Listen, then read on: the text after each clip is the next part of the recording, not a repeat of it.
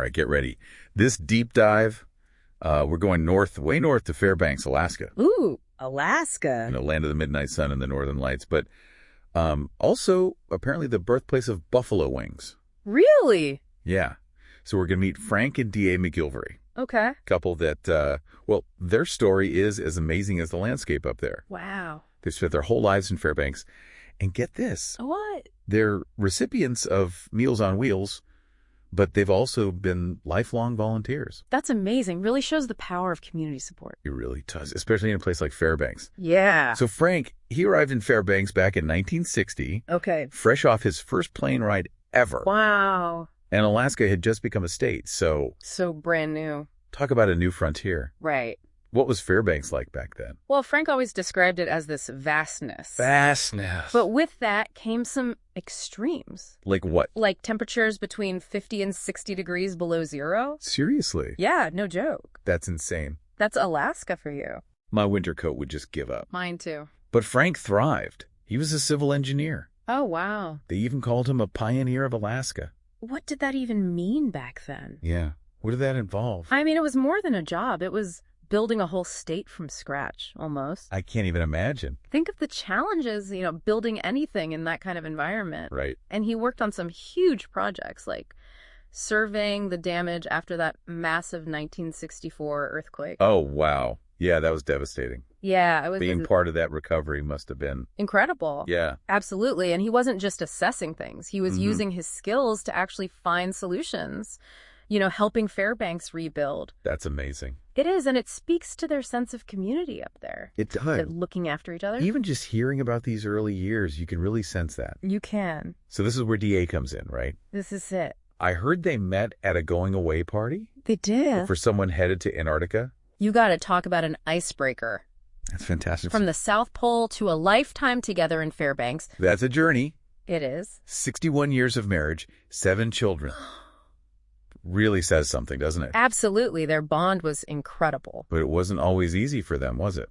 Sadly, no. They lost their son Randy in a car accident. Oh, gosh, I'm so sorry. It's a loss no parent should ever face. No, they shouldn't. But it's also a testament to them, their strength and resilience. To keep going, to find that strength in each other. Yeah, and in their community, too. That's where that sense of community becomes even more vital, right? You got it, that network of support.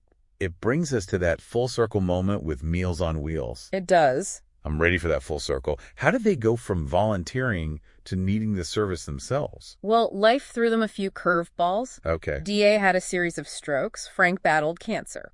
Oh, wow. And on top of all that, Frank's cooking was, not great. Let's just say, not his strong suit. He wasn't whipping up gourmet meals in that, 60 below? He actually admitted to losing a bunch of weight because his cooking was so bad. Oh, no. But in all seriousness, Really? It highlights how everyday things can get so difficult as we age. It really does. It makes you realize just how crucial a program like Meals on Wheels is. Absolutely. So for them, it became more than just the food, right? Absolutely. It was about dignity, keeping their independence, and that connection to their community. That human connection. Exactly. You mentioned Frank worked on the Trans-Alaska Pipeline. I did. Did his, being an engineer, did that play a role in their decision to age in place, or was it more about the community? That's a great question. Yeah. I mean, we don't have the specifics on that, right. But I think it's safe to say both played a part, don't you? Yeah, I think so. He helped rebuild Fairbanks after the earthquake. Right. This is someone who knows infrastructure, resilience, and that community bond. It makes you think about that connection to their community, Right. Made staying in their home even more important. It does. Doesn't it? It speaks to a larger point, I think. Okay, what's that? We focus so much on the practicalities of getting older. Healthcare, housing. Exactly. Yeah. But what about the emotional side? Right, that sense of belonging. Yeah, feeling seen, valued. That's huge at any age. I agree. And I think that's what makes Frank and D.A.'s story so powerful. I think so, too. It reminds us that community isn't just a place. It's a feeling. It's support. Yes, that support that helps us through life. So we've got this incredible backdrop of Alaska. Right. This love story, decades long, and this deep sense of community. Yeah. Where do we go from here? What else is there to their story? Well, next we're going to really look closer at their experience with Meals on Wheels, both as volunteers and recipients. Okay, I'm ready for that. It's really a look at how this program that seems so simple can have such a profound impact on people and their communities. That's amazing. It is. I am intrigued, and I'm sure our listener is too. We'll be back in a flash to uncover more. Okay, we're back, and ready to dive deeper into Meals on Wheels? It's more than just delivering food, isn't it? Yeah, it really is. It's recognizing that a meal can be this powerful connection, you know? Right, especially for folks who might be isolated. Absolutely. And Frank and D.A., having been on both sides as volunteers and recipients, Right. they must have such a unique view on the impact, right? Oh, for sure. For both sides. Yeah, for them it wasn't just about, getting a healthy meal. Right. It was about that dignity. Keeping their independence. Exactly. Staying connected to their community, even when things got harder health-wise. Yeah. And think about the volunteers, too. Oh, yeah, of course. They're not just dropping off food. It's Right. a friendly face, a quick check-in, making sure everything's okay. That human connection is so important. It's easy to forget that sometimes. It is. When we think about, programs like Well, this, they get caught up in the logistics, but it's those small acts of kindness. they really make all the difference. They do. It's recognizing the person, not just, the need. I like that. And that brings us to something you mentioned before. Okay. Frank, working on that Trans-Alaska pipeline, Right. we often hear about Alaska and this rugged individualism. Yeah, But this story paints a different picture, doesn't it? it does. It makes you think about that balance, Self-reliance and community. Exactly, especially in a place like Alaska. Yeah, you need both to really make it there. You would, and their story really shows how connected those two ideas are. How so? Well, think about the pipeline itself. Okay. It's incredible engineering, Yeah. real human ingenuity, Yeah. but it also took massive collaboration. Of course, to pull something that big off. You need everyone working together, and that same spirit seems to be all over Fairbanks. I see it. From rebuilding after the earthquake to Meals on Wheels, So maybe that rugged individualism is more about, resilience, Yeah. resourcefulness. but within this framework of supporting each other. Exactly, relying on your community. It's fascinating how this story kind of flips what we think about Alaska, about getting older in general. It challenges those ideas. It does. And it makes you wonder, how do we bring those lessons to our own communities? That's a great question. Imagine if we all looked out for each other like that, no matter how old you are, what you're going through. I love that idea. Yeah. But how do we actually do that? I mean, Yeah, Meals on Wheels runs on volunteers and donations, right? it does. How can that work long term as the need grows? That's the big question, isn't it? Yeah, it is. It's something communities everywhere are dealing with as people get older. Right. We got to get creative, think about new ways to fund things. New partnerships. Exactly. And how technology can help. Oh, technology. That's interesting. Think about how telehealth has changed healthcare. Yeah, it's amazing. We could do the same for Meals on Wheels. Using apps to organize volunteers, plan routes, even connect people virtually. Like with support groups. Yeah, social things. That's really smart. It's about blending that human connection with what technology can do. And making things more sustainable. Exactly. It's like we're taking that same ingenuity that built the pipeline. And using it to help people. Exactly. It's seeing community care as an investment. An investment in all of us. Right. Not just a nice thing to do. It benefits everyone. The volunteers. The whole community. Creates that sense of belonging, builds compassion. You got it. You're right. We often talk about how much it costs as a society when people get older. Right. The healthcare, the housing. But what about the cost of being lonely?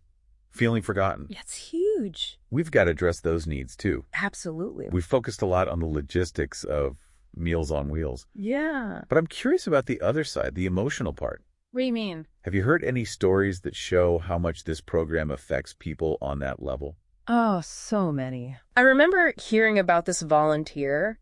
He delivered to a woman who had just lost her husband. Oh, wow. She was so isolated. Yeah. But those weekly visits, they became so important to her. Like a lifeline. Yeah, they would talk, share stories, just enjoy each other's company. That's more than the food. It is. It's that connection. All right. And for the volunteer, it was amazing for him, too. He felt like he was really making a difference. It's those little moments They really are. that make the biggest impact. You don't have to build a pipeline to be a pioneer of compassion, That's a great way to put it. Sometimes it's as simple as a meal, listening to someone, just a kind word. So we have this incredible example of Frank and D.A.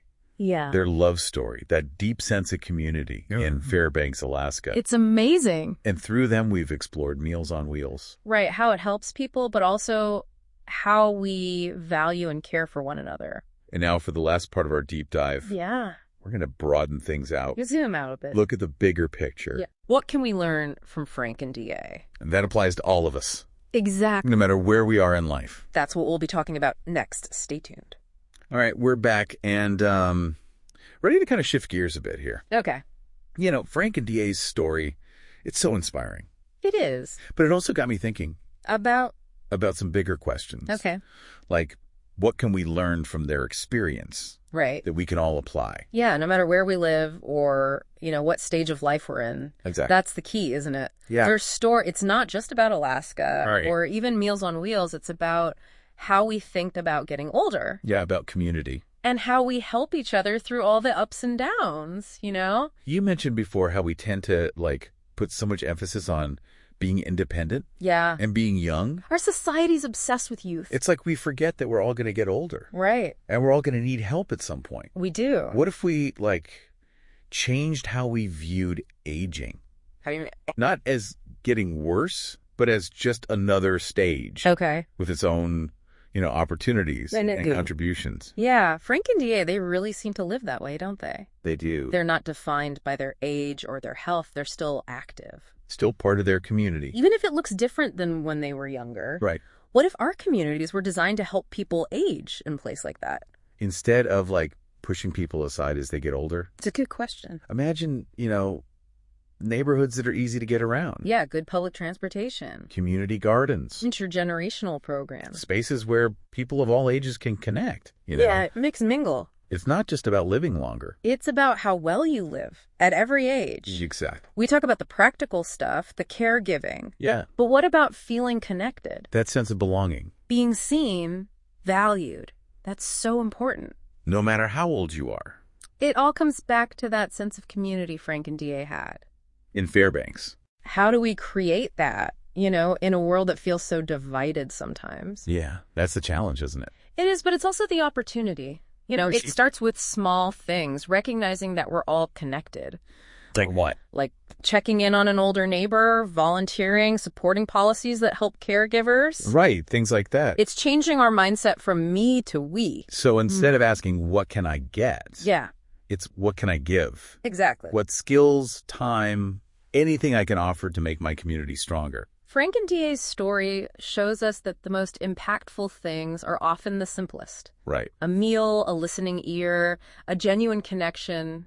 Those things matter. It's a good reminder that we all have something to offer. We do. No matter our age or what we can do. And when we help each other, we all benefit. We create a better world for everyone, a more caring world. So we've covered a lot in this deep dive. We have. From Alaska to Frank and D.A.'s life. Love, loss, resilience. Community, human connection. Powerful stuff. I hope it's given our listeners, a sense of hope. Yeah. Maybe even inspire them to make a difference in their own community. I hope so. To wrap things up, I want to leave you with this thought. Okay. What small act of kindness can you do today? That's a great question. To strengthen your community, it doesn't have to be huge. Even small things matter. They do. They can make a big difference. Beautifully said. Thanks for joining us for this deep dive into Frank and D.A.'s amazing story. Thanks for having me. Until next time, keep exploring, keep connecting, and keep making a difference.